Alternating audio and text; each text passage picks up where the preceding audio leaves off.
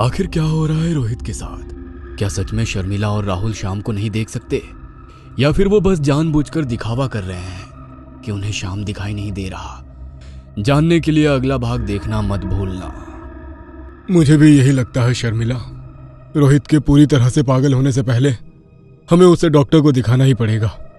राहुल ने शर्मिला से कहा। उसके मम्मी पापा उसे पागल कह रहे हैं। यह सुनकर रोहित की आंखों में आंसू आ गए। उसे लगने लगा कि क्या सच में वो पागल है? कोई माता पिता अपने ही बच्चे के बारे में ऐसा सोच भी कैसे सकते हैं? क्या सच में ये मेरे माता पिता हैं? रोहित के मन में चल रही बातें पास खड़े शाम को समझ में आ रही थी। उसके मन में शैतानी खिचड़ी पक रही थी। वह बस रोहित को उसके माता पिता के खिलाफ भड़काना चाहता था। जब दोनों रोहित के कमरे में आए तब शाम रोहित से बोला, देखा, तुम्हारे माता पिता तुम्हें पागल कह रहे हैं। लेकिन वो ऐसा क्यों करेंगे? और तुम मेरे मम्मी पापा को दिखाई क्यों नहीं देते? कहीं तुम भूत तो नहीं? रोहित घबराते हुए आगे बोलने ही वाला था कि तभी शाम बोला, वो लोग मुझे देख सकते हैं। वो लोग जानते हैं कि मैं तुम्हारे साथ तुम्हारे कमरे में रहता हूँ, लेकिन वो केवल मुझे ना देखने का दिखावा कर रहे हैं ताकि वो लोग तुम्हें पागल साबित कर सके।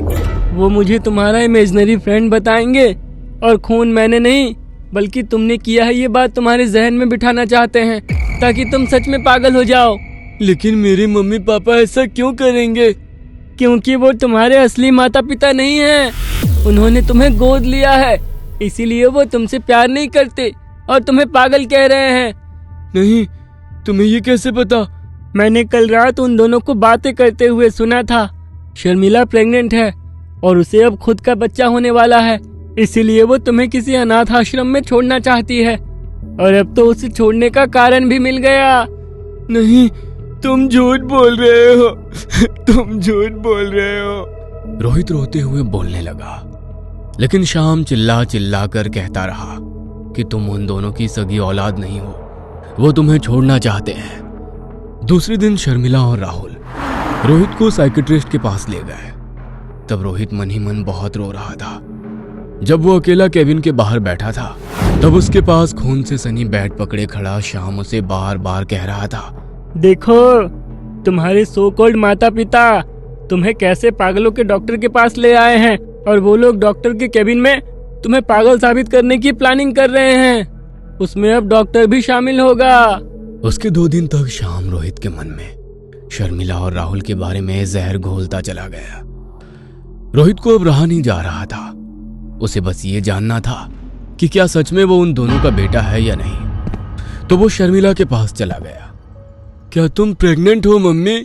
ये कैसी बातें कर रहे हो तुम? बच्चों को ऐसी बातें नहीं करनी चाहिए। मुझे बताओ, क्या तुम प्रेग्नेंट हो?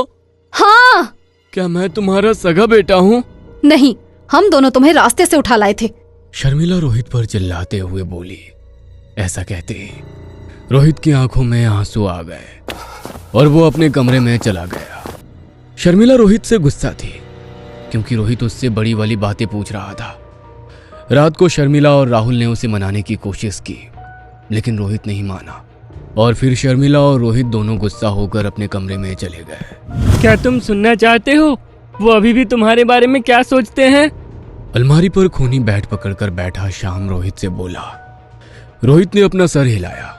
शाम मुस्कुराया और बोला, जाओ, कमरे के बाहर जाकर सुनकर आओ। रोहित उठकर उन दोनों के कमरे के बाहर जा पहुंचा। राहुल और शर्मिला दोनों एक दूसरे से झगड़ रहे थे। मैंने कहा था तुम्हें, वो सच में पागल हो गया है। उसे पागलों के अस्पताल में भर्ती करवाना पड़ेगा। तुम ये कैसी बातें कर रही हो? मैं जानता हूँ वो एडॉप्टेड है। इसका मतलब ये नहीं कि तुम उसे पागल कहो। वो बस बीमार है, हमें उसे अच्छे डॉक्टर को दिखाना चाहिए।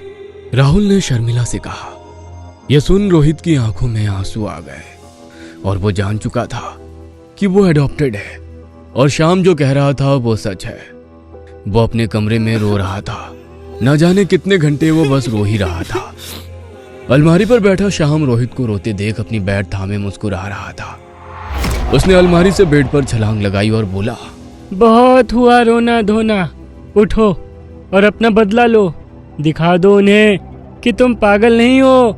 वो बस तुम्हें छोड़ना चाहते हैं, इसीलिए तुम्हें पागल बनाना चाहते हैं।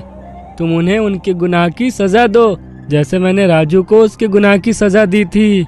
उठो उठो। श्याम की बातें सुनकर रोहित गुस्से से आग बबूला हो गया। उसने अपनी आंखें पोंछी। श्याम ने अपनी खूनी बैट रोहित के हाथ में दे दी और कहा, जाओ और उनके सर कुचल दो। यह सुनकर रोहित का खून खौल उठा। वह भागते हुए शर्मिला और राहुल के कमरे में चला गया। वो दोनों बेड पर सो रहे थे।